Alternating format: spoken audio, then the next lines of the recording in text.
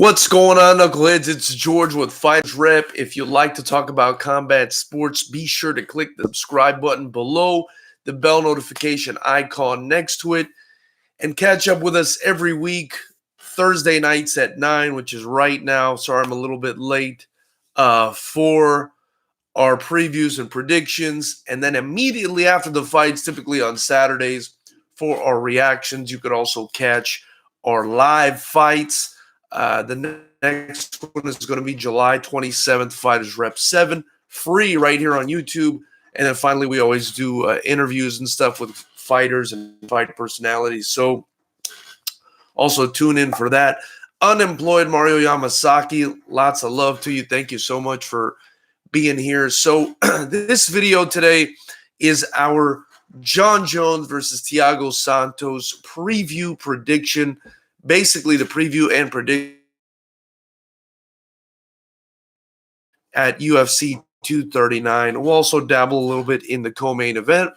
Then I'll turn it over to you guys, and you guys, Knucklehead Nation, tell me what you guys think. So first off, Jon Jones versus Thiago Santos. It's going down UFC 239 in Las Vegas. It's a stacked card. There are two titles on the line, but this one is the one that matters most because Jon Jones is considered the best fighter alive, maybe the best in history.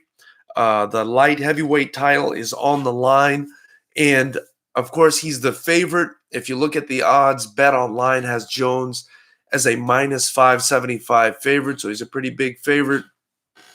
But what's intriguing about this fight is the fact that he's fighting a guy in Thiago Santos who is very powerful, walks around with a tattoo of a hammer on his chest, and he's trying to hammer you out of there.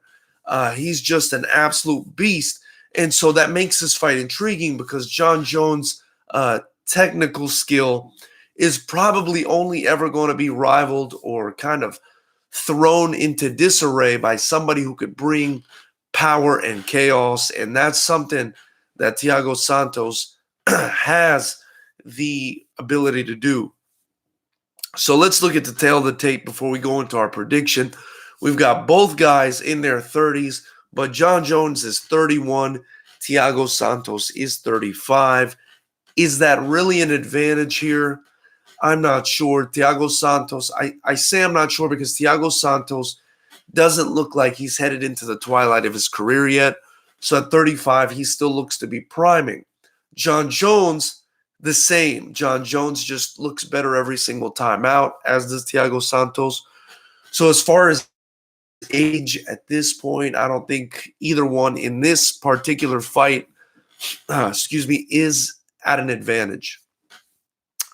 As far as the height goes, we have Jon Jones at 6 feet 4 inches tall, and we have Thiago Santos at 6 feet 2 inches tall. Now, again, I don't think the height always makes a huge difference. I think reach is more important.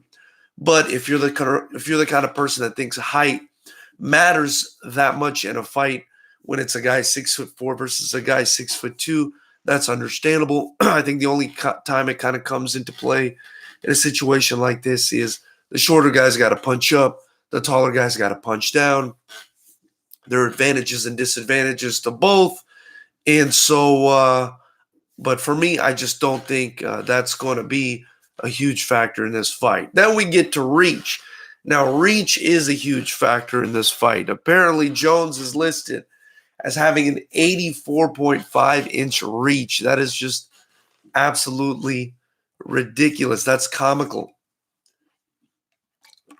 And that's when compared to Thiago Santos is a 76-inch reach. And forgive me for taking a drink there. I'm a little under the weather, but 84.5 inches versus 76 inches is such a massive reach advantage that that's definitely going to play as a factor in this fight. It's going to come into play, and I think that's a huge, important advantage for Jon Jones in this fight and in every fight. And I think those are the important physical attributes we have to look at. That's everything. Both of these guys, have been just on a rampage in the division. But nobody has been as impressive as Jon Jones, who has never lost. The guy's never lost a fight. I mean, some people count that BS Mark Hamill, technical loss as a loss, but it wasn't. Jon Jones has never lost a fight, and I don't see him losing this fight. And I'm going to tell you guys why. Let's go into the prediction now. So Thiago Santos has got to bring the chaos to win this fight. I don't think he's going to have the advantage over Jones in wrestling or in jiu-jitsu. I think even if Thiago Santos is able to compete at a high level in jiu-jitsu, just the sheer leverage and power Jones is generating from those super long limbs and such a long, strong physique, he's just going to be too much. And his wrestling is just too strong. He can get you to the ground and he can keep you on the ground. And he's just so long and probably heavy the day of the fight and difficult to deal with. I don't think Thiago Santos is going to have any kind of chance to keep Jones off of him unless he hits him with something big. And I don't see that happening because Jon Jones's reach is so long. I think he's going to dictate the distance, keep his hand out there like he typically does, pause his jab out there.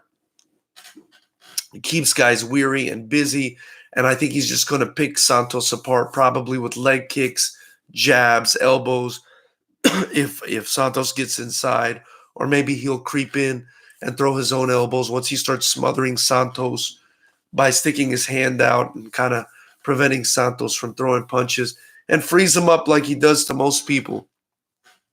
Jon Jones is a master at that. I do think he's going to get Santos to the ground and finish him. Where Santos does have the chance here is if he does come out hyper aggressive and doesn't fall into Jon Jones's pace and trickery and distance, judgment of distance. He doesn't allow him to take over the distance game. I think Thiago Santos has a chance there by just going in and blasting Jones out of there.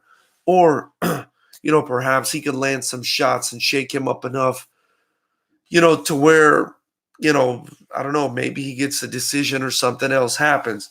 But it's highly doubtful. I think Santos' only chance in this fight is to go in there and knock Jones out. And that's just the way you have to win if you're going to beat Jon Jones. Look, I think Jon Jones is a great fighter. I respect his ability. But I'm curious about how the use of PEDs has affected his career and the chances of his opponents. It's part of the reason I don't really love Jon Jones. I think the PEDs have allowed him not only to have a strength and speed advantage and performance advantage and endurance and everything else, I think they're allowing him to stay at 205. And the reason I say that is because, and obviously anyone can disagree with me, but the reason I say that is because I met Jon Jones in person in Vegas. I don't know him personally, but I met him at a UFC event. And I'm a big guy myself. I'm over 6 feet tall, maybe 6'2". And, I'm nowhere near 205. I'm well over 205 at this point. And at the time I met him, I was still over 205, but, maybe 210 or whatever. But I was still significantly shorter than this guy. And I just thought to myself, and I was relatively slim at the time. And I'm the kind of person, I got super long, slim wrists, slim bone structure. I played basketball, I ran track. I got super slim ankles. Like I could wrap my fingers almost around my ankles. And I feel like the PEDs have allowed this guy to stay at 205. And I say that because, man, this guy was like this much taller than me. And I'm telling you, I'm like 6'1", 6'2". This guy was this much taller than me and able to fight at 205. I shook his hand. I was like, my goodness, how's this guy 205 pounds? How can he do that? And I saw him the day of weigh-in or the day before. I think it was when he was fighting Ryan Bader. It was incredible that a guy that tall that with that kind of frame. I mean, because if you think about it, that 84.5-inch reach is not actually reach, ladies and gentlemen. Okay, reach should be measured like this, from your arm to the end of your fingertip, or to the end of your fist. What they're actually measuring is wingspan. And so Jon Jones is 84.5 inches because he's got such a large, bony frame, but large nonetheless, a large frame with super wide shoulders. And a guy with that much bone, and shoulders that wide. And dude, his head was like this big in person. And the dude was like 3 inches. I felt like the dude was like 3 or 4 inches taller than me. I mean, maybe 3, if I'm being really realistic. And I'm not short. It was curious to me how he was able to make the weight. And I think if you watch the fights, you won't see anybody his height. Gustafsson was the only one that was his height, but not in the same physical shape, definitely not the same muscle mass, definitely not the same bone structure as Jon Jones, So this is where the PED thing, for me, in my opinion, becomes problematic. So that's what I wanted to say about that. I'm not trying to, stir up any hate or anger here. I'm just letting you guys know what I think about the situation. I think Jones is going to win this fight because he's an incredible fighter, one of the best to ever do it. But I do think the PED thing may be helping him in ways that we don't realize, and maybe keeping him in this lower division longer than he otherwise would be. So there you have it, knuckleheads. That's my prediction for the Jones versus Thiago Santos fight. I'm going to turn it over to you guys now. I'm sure there'll be some entertaining comments here. So we'll take a look and see what everybody's saying. Unemployed Mario Yamasaki, always showing love, brother. Appreciate you guys very much. If you want to show love at any time, you can always buy a Fighters Rep shirt. I donate the proceeds, or I basically invest most of the proceeds back into building our promotion, Fighters Rep. You can catch the fights free here July 27. You can also donate to the super chat or in the links below. So Mario Yamasaki, much love. Let's see what Mario Yamasaki, unemployed Mario Yamasaki, is saying. Most intrigued over Diego versus Chiesa. Yeah, that's a good fight. That's a good fight, brother. I think that would be a very good fight. I love the intensity of Diego Sanchez. So any Diego Sanchez fight, I'm 100% tuned in and invested. I guarantee, this is unemployed Mario Yamasaki, I guarantee Santos will suffer an early eye poke that will throw him off his game. People might laugh at this, but Luke Rockhold beats Gustafsson and Jones. I think Luke Rockhold has the technique and the skills to beat anybody. I just need to see if his chin holds up at 205 now that he's not going to be as dehydrated. Is he going to be more defensively responsible? And if he does get caught, is his chin going to hold up? If it does, then I think he can beat anyone at 205. So I don't think it's crazy at all. One Luke Rockhold that I always think about is the one that fought Jacare. I think it was at Strikeforce. That was an incredible Luke Rockhold. If that Luke Rockhold can somehow return at 205 with a chin, hydrated, ready to go, the guy can really, I think, shake up things in the light heavyweight division. Luke was a beast at weigh-ins. I didn't really get to watch the weigh-ins, but I'm going to check that out, and we'll see what's going on with that. Unemployed Mario Yamasaki. John Wick, thanks so much for joining the chat, brother. Much appreciated. Luke Rockhold is going to get KO'd. Jon Jones wins, second round knockout. Home win submission. I don't think, John Wick, that Luke Rockhold gets KO'd. I'm thinking that the higher weight is going to help him out, but we'll see. We'll see what happens. You could see us right back here Saturday, immediately after the fights, hopefully, or maybe a little bit later on, because I'm going to be attending the event where Chad George is having his final fight at LXF. But later on that night or in the morning after the fights, typically immediately after, you could join us here for the live chat. We'll discuss and see what's going on. So as far as Jon Jones winning by second round knockout, I could see that happening. I could definitely see that happening. Holm wins by submission. I don't see Holly Holm winning this fight against Amanda Nunes. I think Holly Holm thinks too much at this point in order to be effective at the highest level against people like Amanda Nunes. I think she thinks too much. She thinks. By the time she decides to let that strike off, which is a pity-pat strike, she's not a power striker. Let's be honest, unless she lands like a massive kick to the face or something like she did against Ronda Rousey. I think by the time she thinks her strike through, Amanda Nunes has hit her with so many punches, she doesn't know what's happening. So I think Amanda Nunes actually has a good chance of stopping Holly Holm in this fight because Amanda hits so damn hard that I think that's what happens. Unemployed Mario Yamasaki. Do you think Masvidal can be a legit champion, meaning he can defend the title at least twice with this competitive atmosphere? You know, I think Masvidal does have the capability to be a champion, but I don't know if he would have the capability to defend it with the competition that's out there because he's not a wrestler. And unfortunately, in MMA, the way it works, from what I've seen, and maybe I'm wrong, is that if you can wrestle and you just take the guy down and just hump him all day, you're going to win the fight. And Masvidal is a fighter. He's not a wrestler.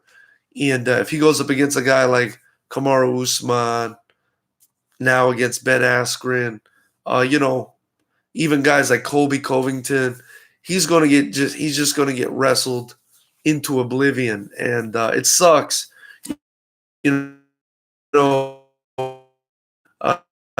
Perhaps some technique to stop the wrestling.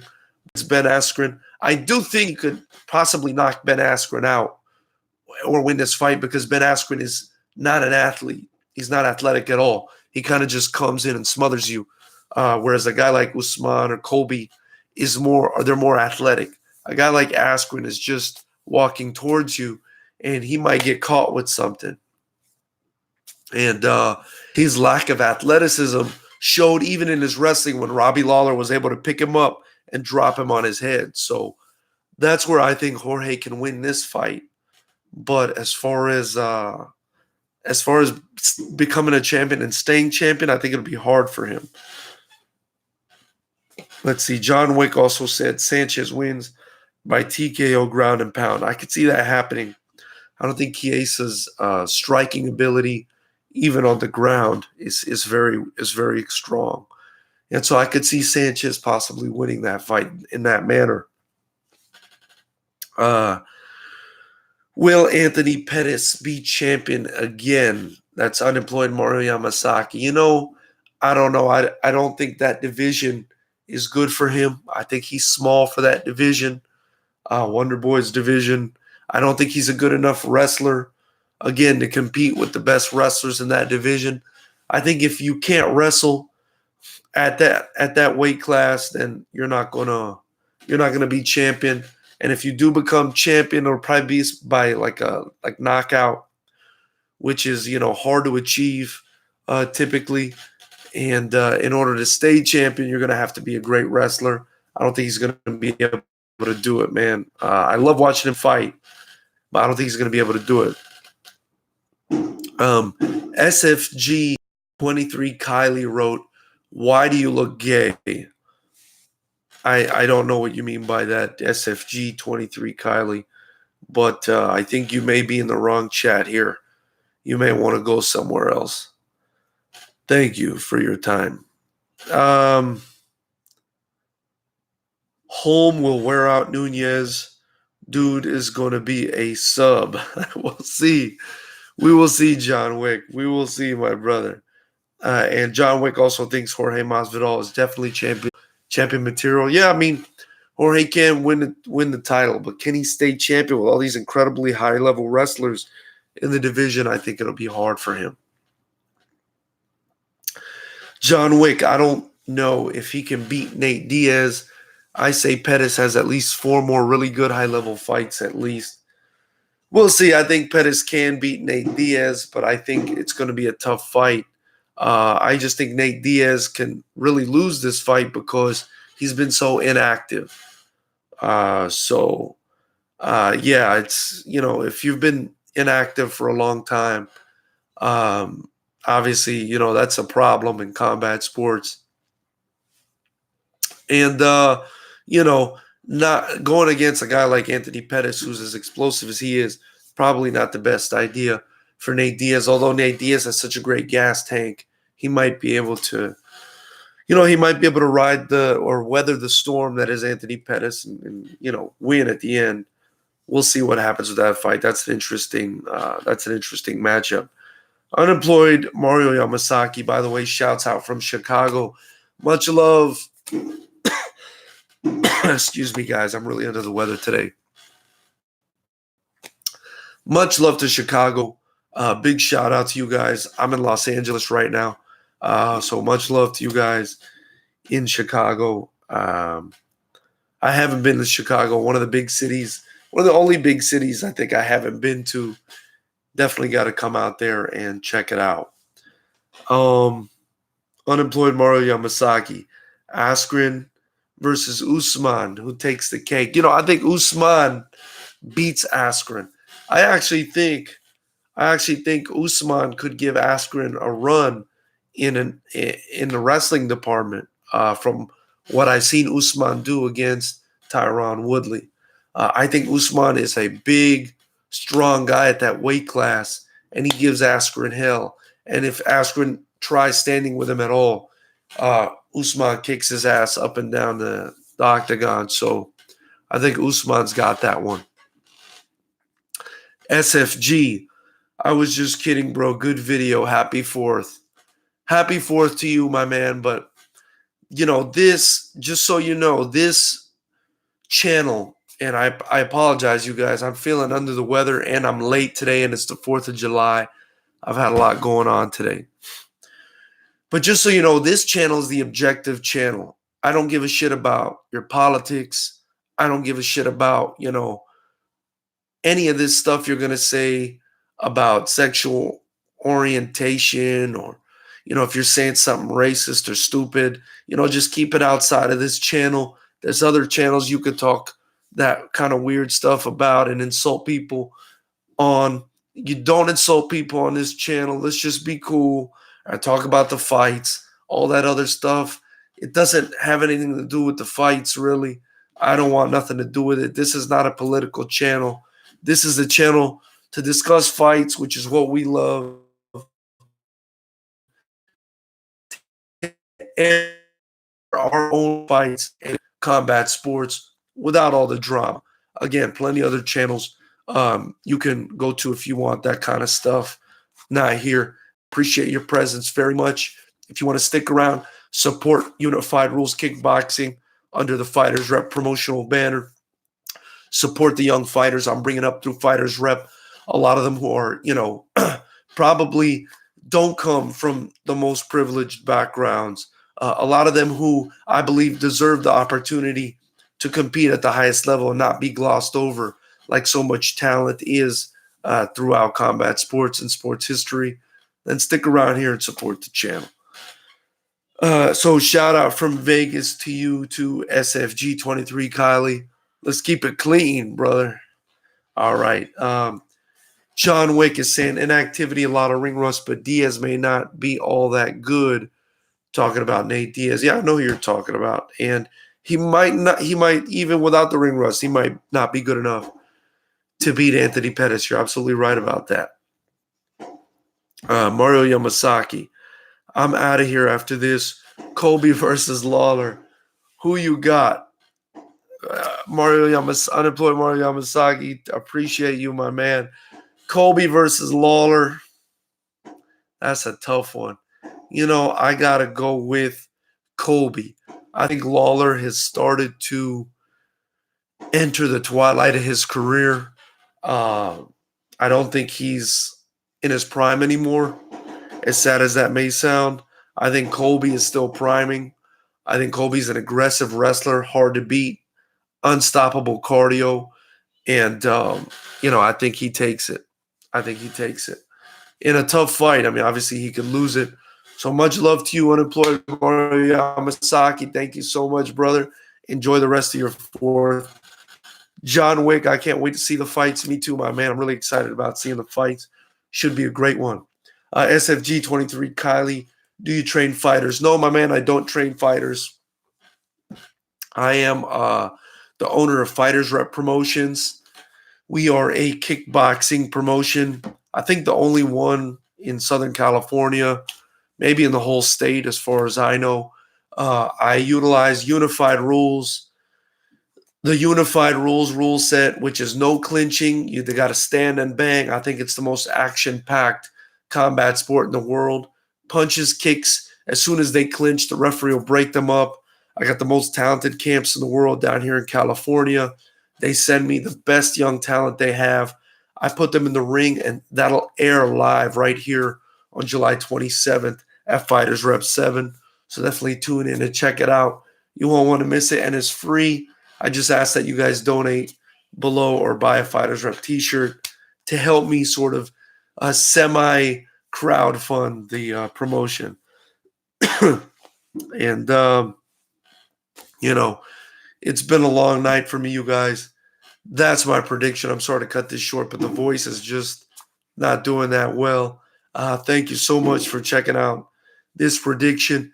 Leave me your prediction below if you didn't get a chance. Much love to you guys on the 4th of July. And go out and be safe tonight.